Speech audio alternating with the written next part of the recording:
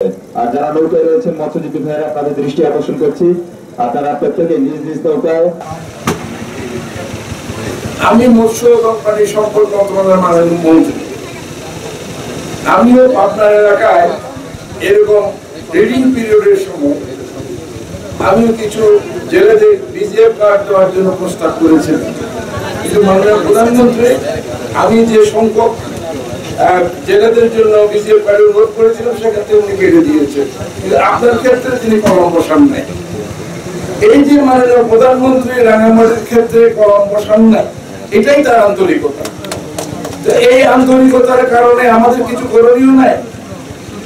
আমাদের করণীয় হলো কাপ্তাই লেকের পানি দূষিত থেকে দূষিততর হচ্ছে, এবং এই কাপ্তাই লেকের পানি যেন দূষিত না হয় সেজন্য অন্যান্য অনেকের মতোই আপনাদের একটা বড় ভূমিকা আছে, যারা মৎস্যজীবী মানুষ।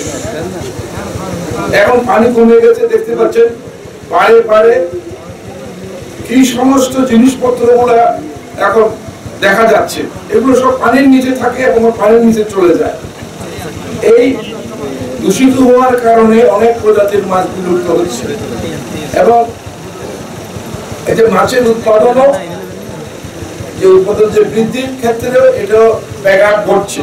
তো কাজে আপনারা কাপ্তাই লেকের পানি যেন দূষিত না হয় সেরকম কর্মকাণ্ড থেকে আপনাদের বিরত থাকার আমরা অনুরোধ জানাই। আপনাদের সুশৃঙ্খল উপস্থিতি একান্তভাবে কামনা করছি।